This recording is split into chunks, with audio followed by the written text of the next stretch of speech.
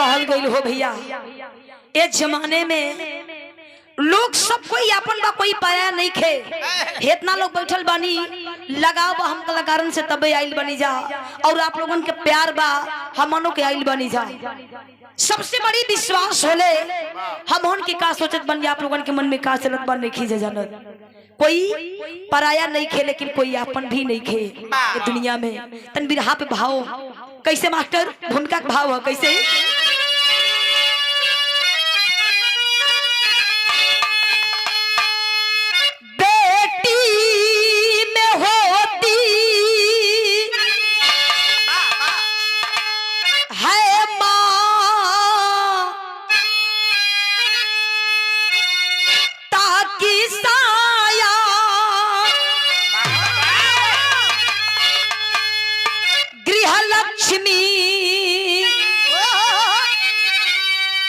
कहीं जाती है बेटी,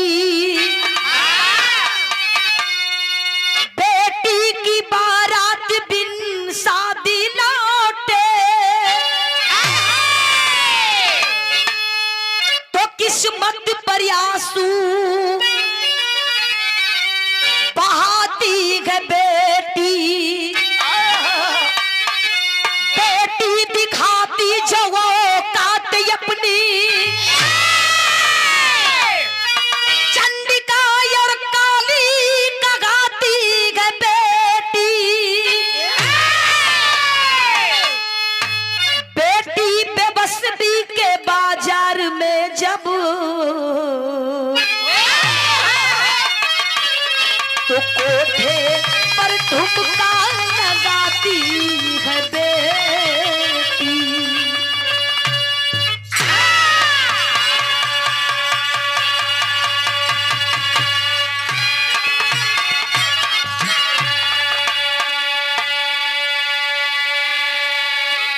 बेटी बेबसी के बाजार में जब तो कोठे पर ठुमका लगाती है बेटी।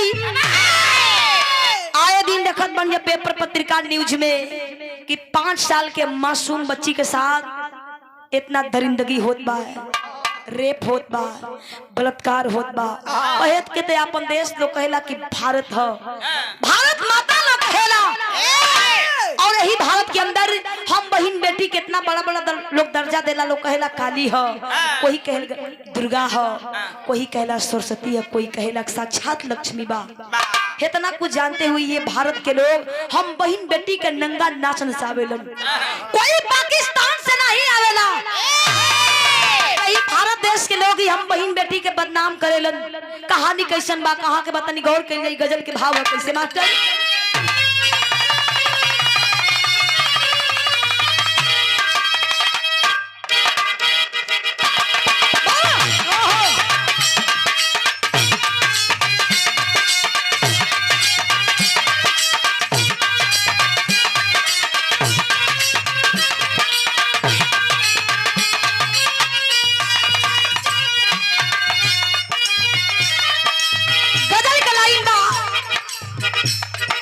गौरी शंकर आचार्य जी इन नई गजल बा, और आप लोगों से तो हमन के सीख मिलल बा। हमन के कबो सीख ना दे पाओ जाई, आप लोग महान बानी।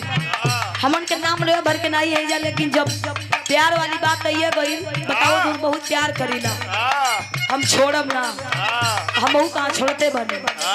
ई गजल के भाव है कैसे ही?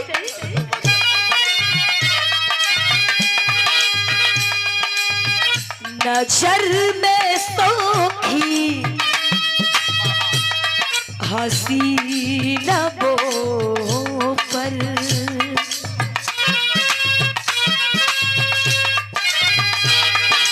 नजर में सोखी हंसी लबों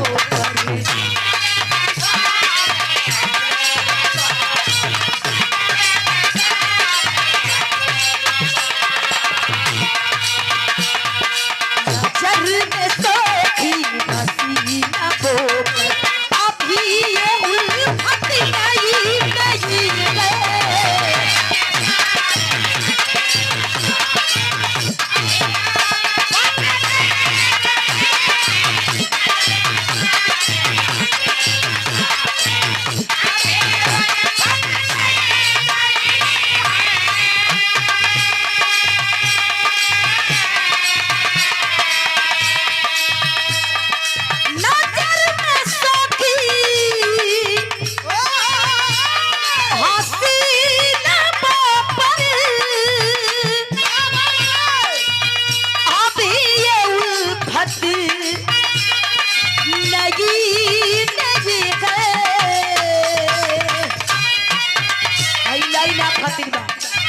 कर कैसे तुम्हारा चेहरा बता रहा है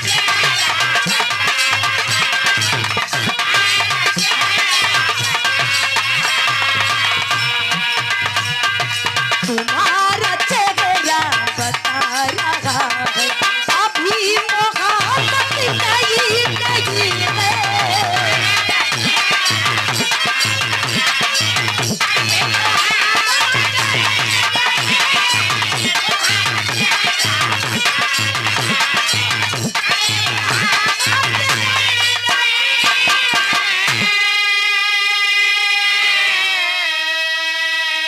तनी भाव में कवि जी कितना बड़ी बात लिखले हुए जहाँ विश्वास बा वही विश्वासघात बा तनी गौर कइल जाई कैसे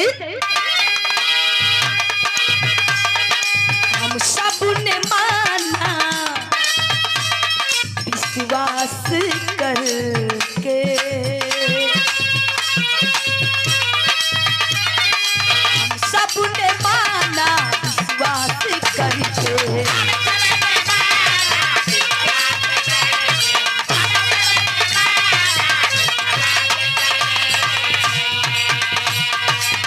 सबने माना विश्वास करके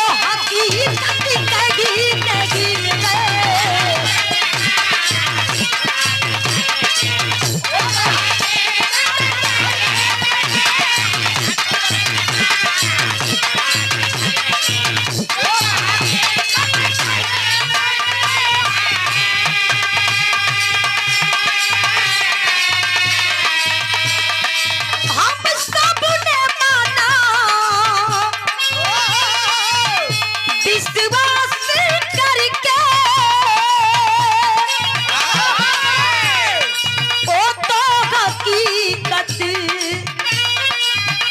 कहीं नहीं है गया है किसने है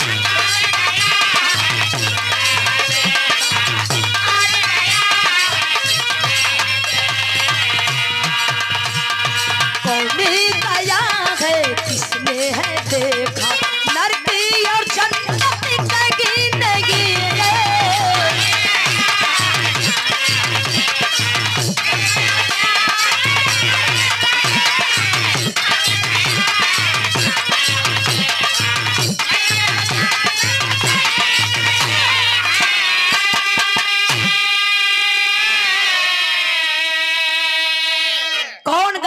किसने है देखा नर्क और जन्नत कहीं नहीं है कहे का तो सब लोग कहेला कि माई तो हमार दुनिया के छोड़ के चल गईली है स्वर्ग में अब स्वर्ग कोई देख लेने के माई आके बताइबे ना करिया कि स्वर्ग में मानी की कहाँ बानी कोई नहीं के देखत कि स्वर्ग कहाँ बा नर्क कहाँ बा यही से कहे पर कौन गया है किसने है देखा नर्क और जन्नत कहीं नहीं है जे मर गई वापस आके बताई ना अजियत कोई स्वर्ग जाई नहीं कहानी कहा तनी गौर कइल जाई भाव है कैसे बात कर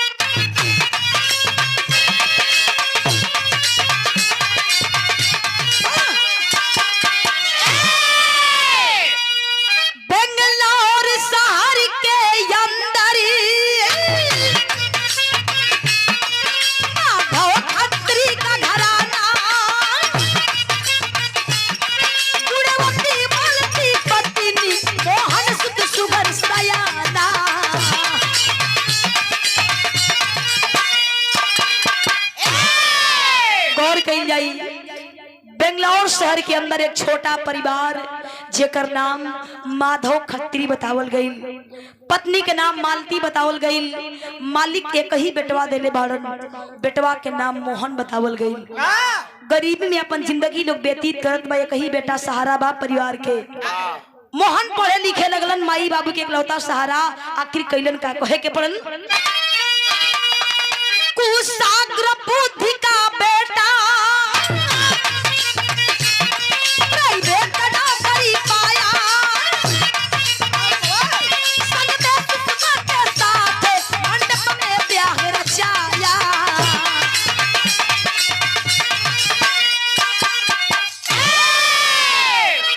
मोहन पढ़े लगलन लिखे लगलन। माई बाबू के सहारा रहलन ह। माई बाबू कहन के बेटवा के बियाह कर दिहल चाहत बा कि घर में पतो हो आ जाए तो समय से 2 वक्त के रोटी मिले लागी। प्राइवेट कंपनी में मोहन काम करत रहलन। अचके में माई बाबू मोहन के बियाह कैलन ह। जौना लड़की के नाम सुषमा बतावल गई। सुषमा दुल्ही बर के घर के अंदर आईली ह। बड़ी सपना बा हो भैया परिवार के अच्छा से रखब। माई बाबू बड़ी खुश बाड़न। आंगन में दुल्हीन आ गई बिया। जिंदगी धीरे धीरे व्यतीत होत बा। अब इन सदिया के मात्र 15 दिन बीतल रहे। शादी के मात्र 15 दिन बीतल रहे। मोहन जौना कंपनी में काम करत रहलन प्राइवेट कंपनी रहे। जौना कंपनी में काम करत रहलन उहे कंपनी 1 महीना के लिए मुंबई भेज देलस। मोहन जब मुंबई जाए लगलन ह माई अलगे रोवत बा बाबू अलगे रोवत बाड़न। दुल्हिया रोवत बा कि हम ऐसन सपना सजा के अली ह कि परिवार में अपन जिंदगी बिताई, लेकिन आप 15 दिन के बाद आप कमाए जात बानी। मोहन करण घरे पगली मुंबई 1 महीना खातिर जात बानी। काहे टेंशन कैले बाड़ी, हम 1 महीना के बाद वापस आ जाई। मोहन मुंबई गईलन ह। बारे मोहन माई बाबू का इकलौता बेटा बड़ा होनहार रहलन। मुंबई जाके जौना कंपनी में 1 महीना खातिर काम करे गई रहलन वो कंपनी में जौन काम करे लगन बड़ी लगन से काम कैलन ह। जवन 1 महीना के काम रहे मोहन के 15 दिन में खत्म कर देलन। ओके बहादुर बेटा कहल जाला। ओके 15 दिन में खत्म कर देलन ह। छुट्टी कितना दिन बचल? 15 दिन। छुट्टी 15 दिन बच गई बा। मोहन कलन की अब एक उपाय करे के होई। राती के अपने दुल्हन के लगे सुषमा के लगे फोन कैलन। कलन गीत लागल। गीत कवन बा?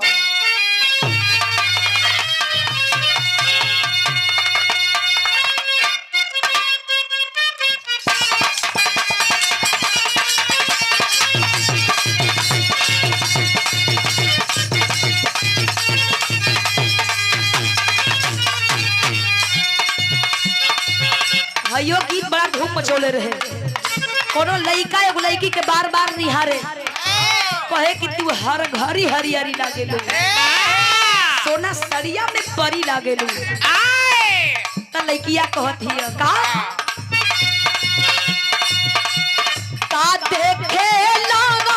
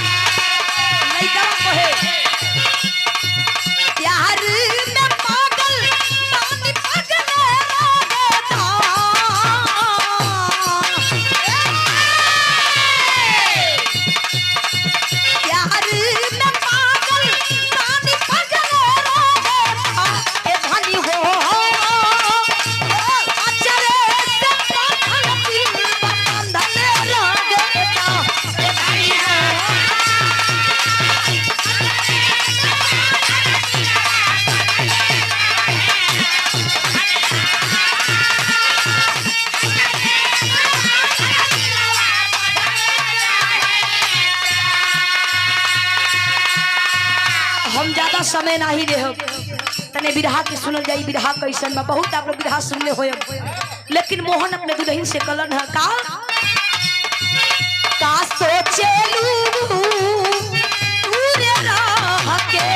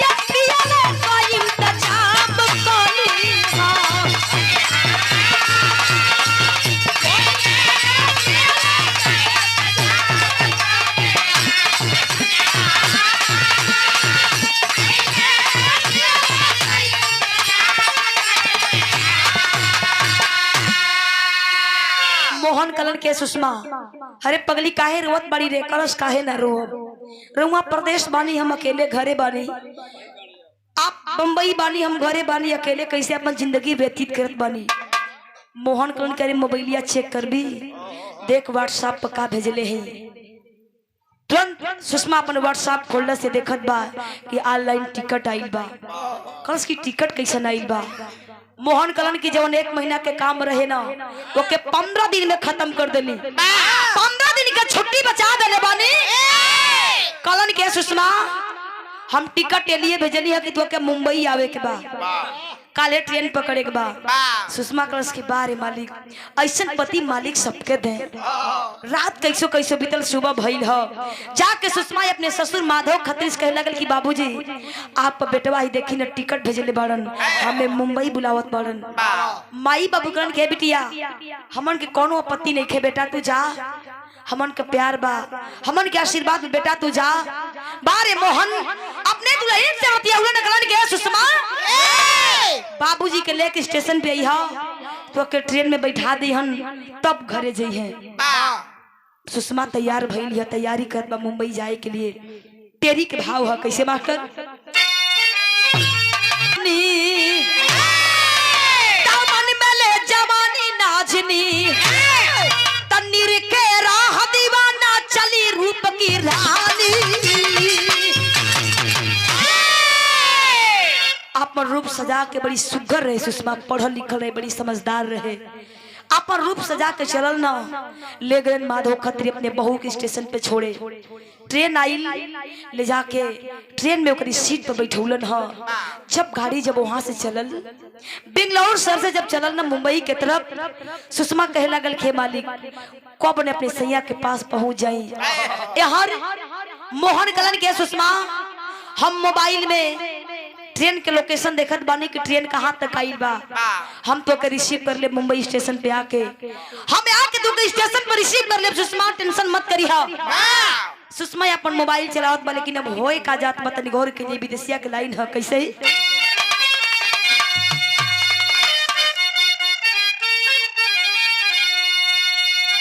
सोचली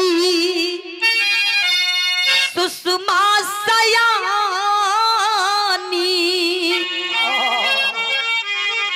वही मुंबई में दोनों प्राणी, कोइल जाए जीवादानी,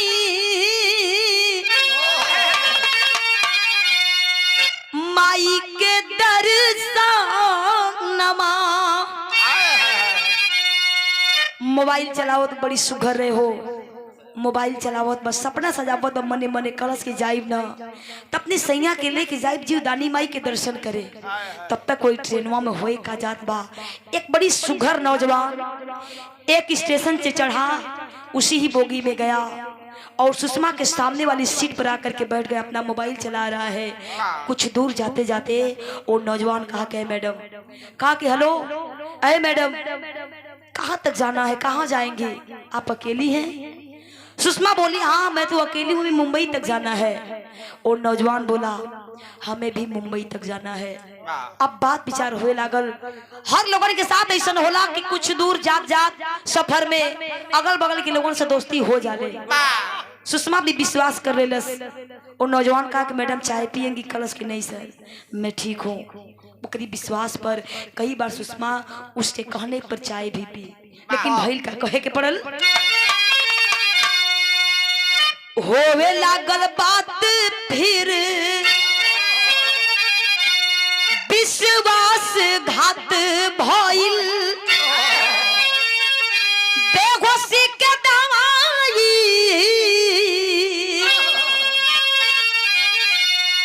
सुंघाया बेईमानवा।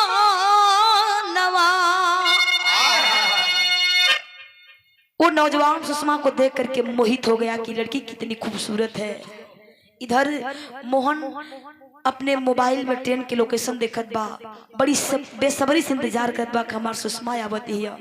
कितना दिन के बाद अपने सुषमा हम देखे जात बनी। स्टेशन पे बैठ के अपने दुल्हन के इंतजार करत हुए। हर वो नौजवान आखिरी बार सुषमा को चाय पिलाया, उस चाय में नशे की दवा डाल दिया। सुषमा चाय पी करके सो गई, बेहोश हो गई। उसके मुंह से झाग आने लगा। वो समझ गया ये लड़की बेहोश हो गई है। उसका मोबाइल स्विच ऑफ कर दिया और एक स्टेशन पर लेकर के उतर गया। एक टैक्सी बुक किया। आखिर कैलाश का कहे के पड़ल, गंतव्य स्टेशन से अरे पहले उतारी दिहलस कोहे टैक्सी वाला से, बीमारी मोर जनवा लेकर के एक स्टेशन पे उतर गया और एक टैक्सी बुक किया। कहा कि मेरी धर्मपत्नी है, इसका तबीयत ठीक नहीं, इसका इलाज कराना है।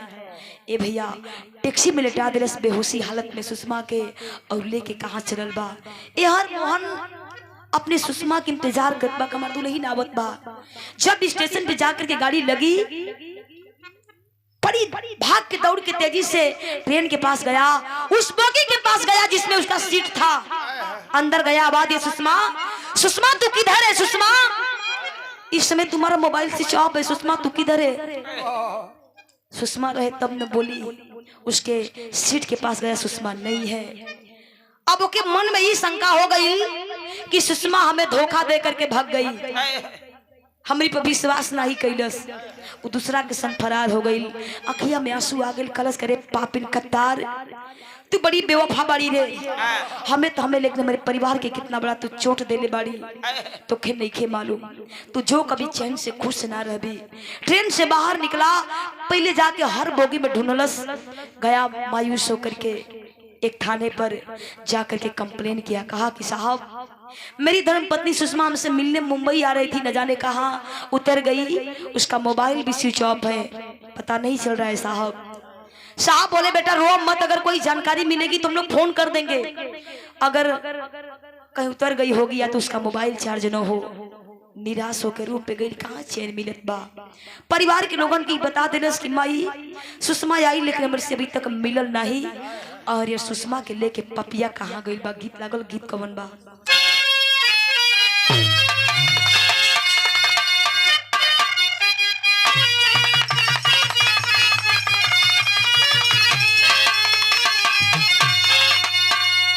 गीत से बढ़िया भाव में कवि जी लिखलन है, पपिया वो नौजवान सुषमा के लेके कहाँ गई, कैसे? बाझ के चंगुल में फसली चिड़ैया,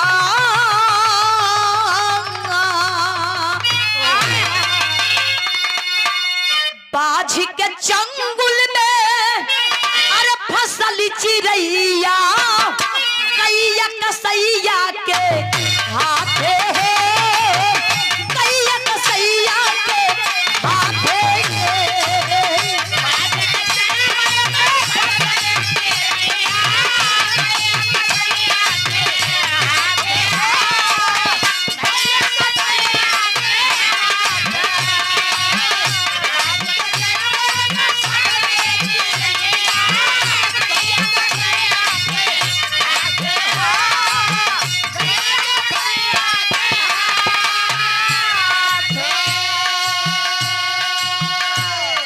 बेहोशी हालत में लेके गया है। बाबू तनी गौर कर जाई, लेके कहाँ गई बा सुषमा के, कैसे? बेसिया के घरे बेचा 40,000 में, ले गया एक शहर में बहुत बड़ा कोठा, जिस कोठे की मालकिन चंपाबाई थी। ले गया चंपाबाई के कोठे पर ले जाकर के 40,000 में सौदा कर दिया। वो चंपाबाई सुषमा को देख करके मोहित हो जाती है, लड़की कितनी खूबसूरत है, आज तक मेरे कोठे पे इतना सुंदर कभी लड़की आई नहीं थी। लेकिन कैलाश का सुषमा को लगाई चंपा पे हत्या व्यापार में,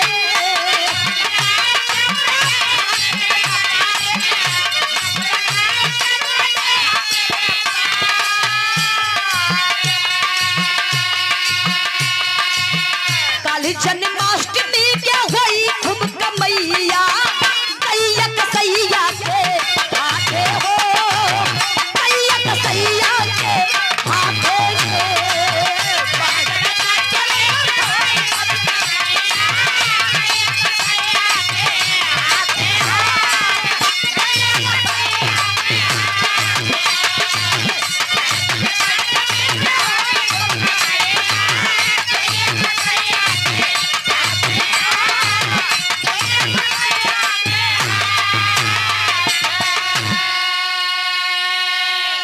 वो चंपाबाई उस नौजवान को 40,000 रुपया दे दी। वो नौजवान कोठे से चला गया। चंपाबाई बैठ करके मने मने सोचत बा कितनी सुंदर लड़की आई बा ये कोठे पर, और खास करके कल बहुत बड़ा त्योहार बा, कृष्ण जन्माष्टमी। और हर साल इसी त्योहार पे एक नौजवान आता है, बहुत बड़ा पैसा वाला, बहुत अमीर व्यक्ति आता है इस कोठे पर, और हर साल नई लड़की से मुलाकात करता है। इस बार आएगा तो मुझे तो मालूम माल कर देगा।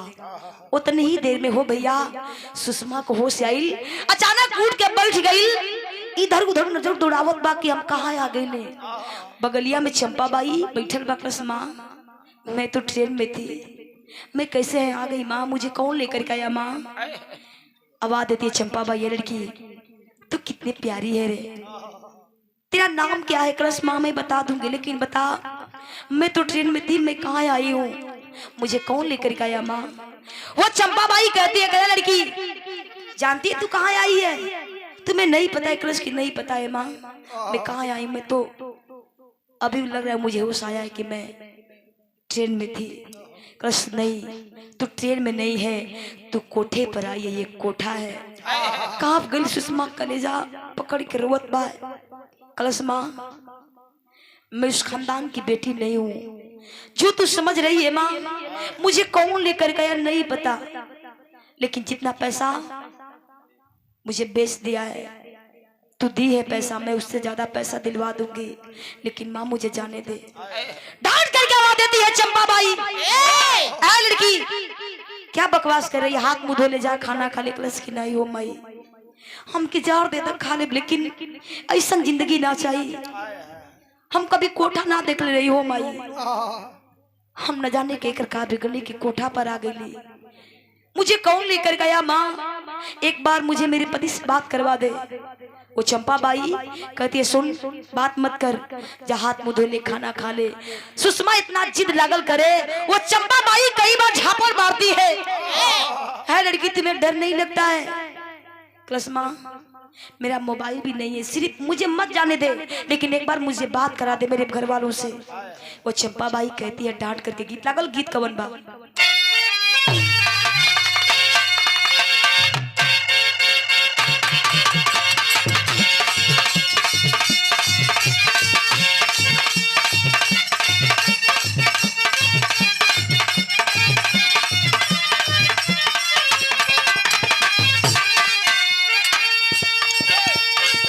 गीत पुरान गीत बा, कोनो ननद भौजाई के मैटर बा। भौजाइया कहती है कैसे, अमरी में डसल दिया नगिनिया हो,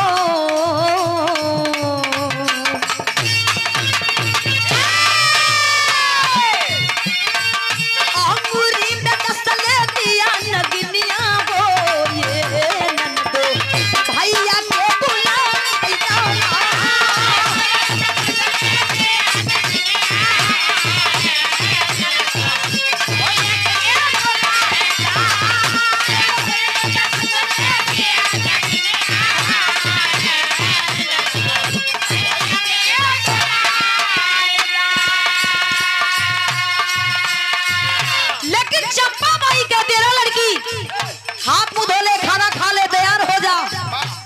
नहीं माँ, ऐसा मेरे साथ अपमान मत कर।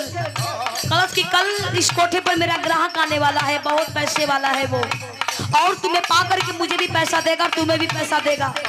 चंपाबाई कहती है, का कल हुए उतर जाई न धनिया हो,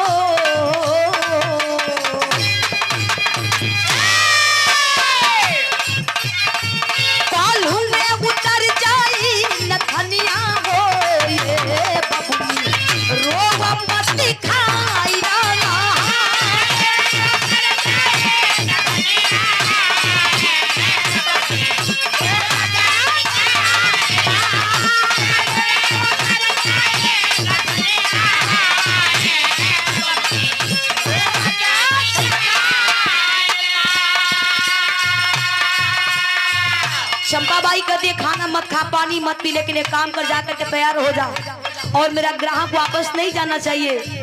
उसे तुम खुश कर देना। कापत लगन गन गन गन तो सुषमा वही कोठे पर का हो मालिक ई कौना गलती के सजा में मिलत बा। चंपा बाई कहती है का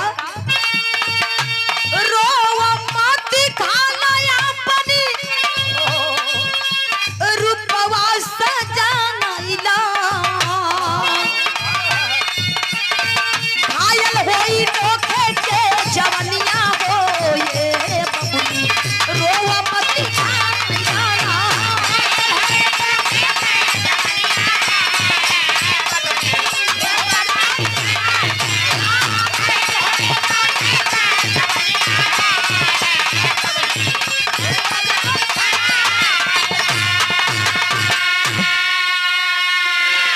आखिर सुबह हो गई। वही कोठे के अगल बगल भगवान कन्हैया की जय कोई जयकारा लगावत बा, कोई भजन गावत बा, कोई पूजा पाठ में मगन बा, लेकिन कोठे पे लाचार सुषमा रोवत बा। सारा देखत बा कोई हमें बचा ले, कोठा पर आज हमारी इज्जत चल जाई। कोठे पर इतना गंदा इतना अश्लील कपड़ा दिया गया सुषमा को पहनने के लिए। वो चंपा बाई कहती है कि ले ये कपड़ा पहन ले। कलश की ना हो माई ये कैसे मेरे साथ तू बर्ताव करत बाड़ू। डांट करके आवाज देती है जितना कहा जाए इतना तू काम कर। डर के मारे सुषमा वह गंदा अश्लील कपड़ा पहन के कोने में बैठ के रोवत बा। भगवान कन्हैया के गुहार लगावत बा कलश कोई तो होके हमार लाज बचा ले। एक कोठा पर हमार कोई अपन लिखे। वो चंपा बाई कहती है आज रात 8:30 बजे रात को मेरा ग्राहक आएगा और तुम एकदम तैयार हो जाना, रोना मत। वही कोठा पर होए का जात बा पापड़ से भाव हो कैसे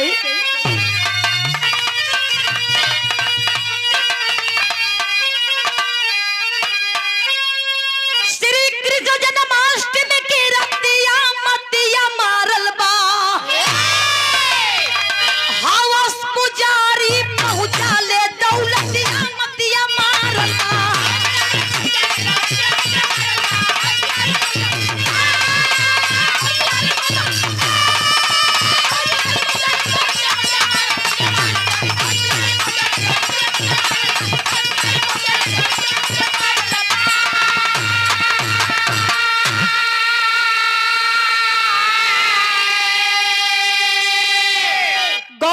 उसी कोठे पर करीब 8:30 बजे ग्राहक आया, बहुत पैसे वाला, चल पहिया गाड़ी से आया और सूटकेस में पैसा लेकर के कोठे के अंदर गया।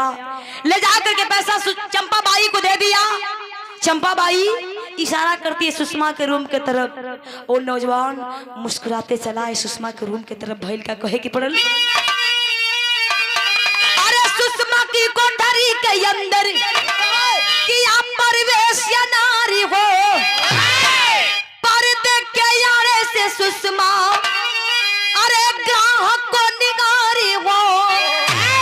श्री कृष्ण जन्माष्टमी की रतिया मतिया मारल बा आवाज पुजारी पहुंचा ले दौलत दिया मतिया मारल बा।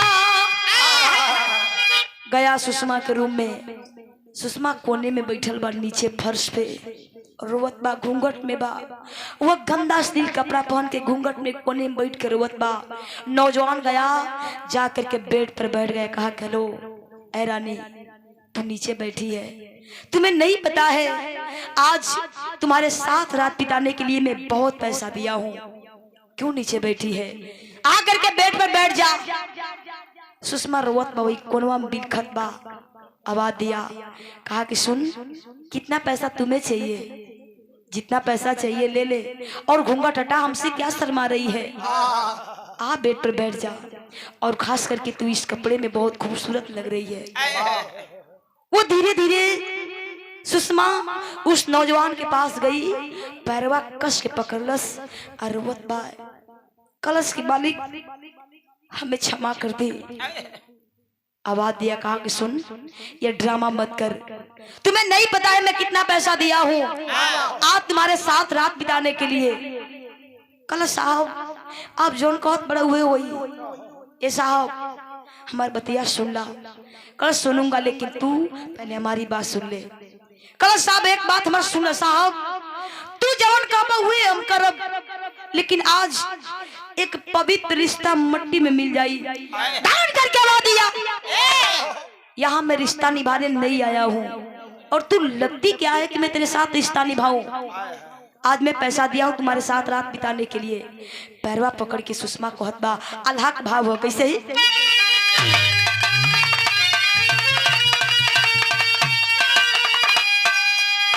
अरे राखी बंधा के भैया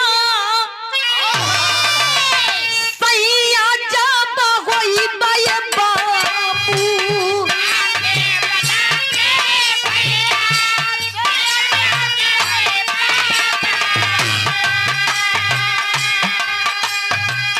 नात भाई मांगने वाला होई शर्मसार।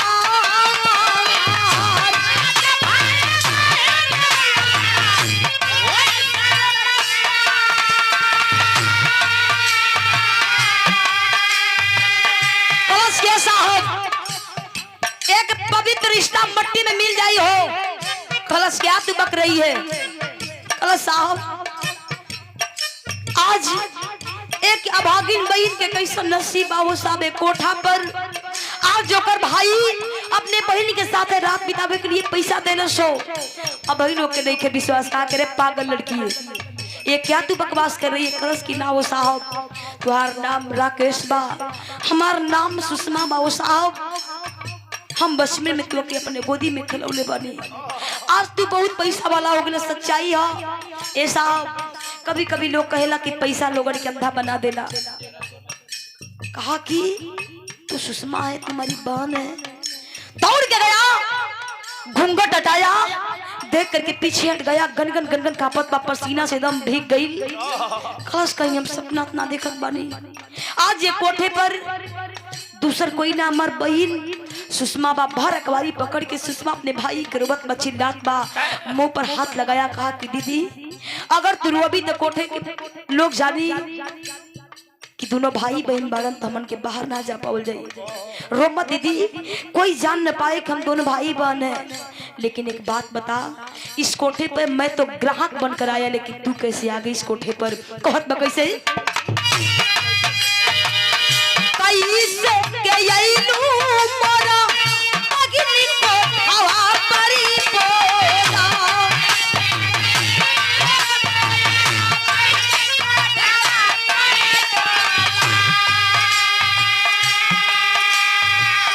रोई के बदलावली सुषमा सारा जगह पैरवा पकड़ी के रोवत कलश भैया रोला के आगे को कुछ बोलिए नहीं खे निकल। कलश के मैं जा रहा हूँ सुषमा कलश की भैया हम कैसे अली कोठा पर तो के पता बा तुहार जीजा हमके टिकट भेजल मुंबई जात रही हम तो ट्रेन से जात रही।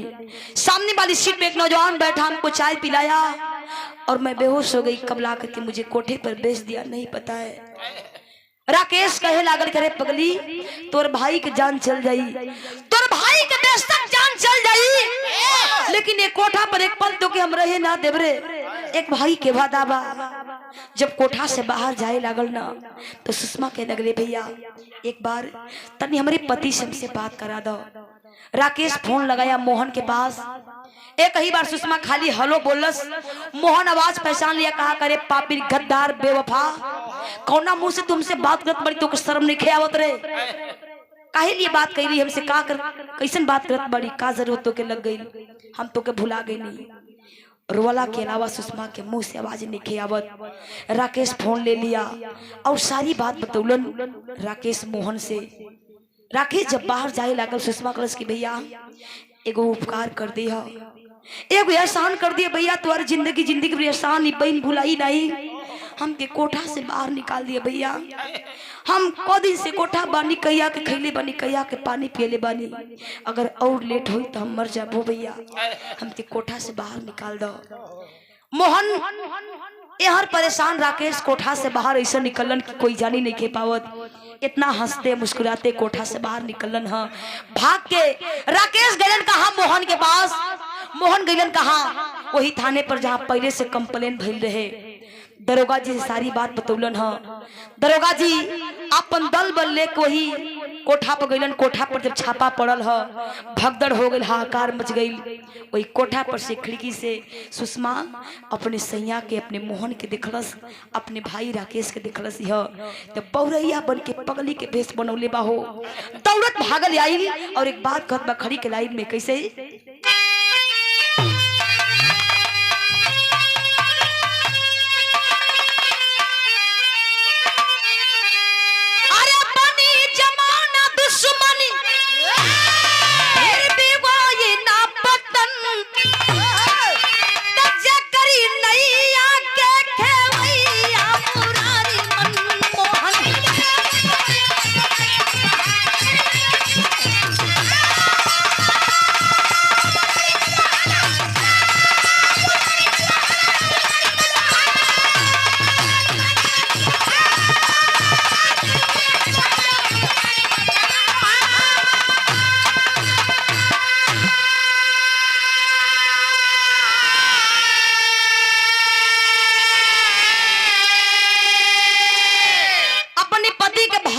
पकड़ के रहे लागल हो, लोगन के कलेजा कांप गइल। पति पत्नी के प्यार देखी के एहन राकेश अपन मुंह छिपावत बड़, रोवत बड़ कि समाज में मुंह का दिखाई। लोग ये ने कही का तू बतियावत बड़े, तू कैसन भाई बड़े रे कि अपने बहन के साथ रात बितावे खातिर कोठा पर पैसा देले, हमार मर गई अच्छा बा। दौड़ के सुषमा गई कलश काहे रोवत बड़ा हो बाबू, आज कोठा पर तू ना आइल होता तो हमार लाज ना बचल हो। अगर आज तू कोठा पर तू ना आइल होता तुहरी अलावा दूसरा के शिकार हम बनल होती। आज तोरी चलते हमारी इज्जत बच गई, तू आइला हमारी इज्जत बच गई। तू ना आइल होता दूसर कोई आइल होत, ओकर हम शिकार हो गई होती। भाई बहन और पति मिल के रोत बारन की हाय रे नसीब, हाय रे ई दुनिया। सुषमा कहे लागल कि सबसे बड़ी विश्वास बा, जहाँ विश्वास वही विश्वासघात बा। अगर वो नौजवान के विश्वास पर चाय ना पियले होती तो आज हम ऐसा दिन ना देखले होती। तो ये दुनिया में के अपन बा के पराया बा हम नहीं जान सकत कोई। हरि अनंत हरि कथा अनंता कहा गए गुरु बिहारी, कवि जन अपने कलम से सींचे, अरे कविता की फुलवारी। दामन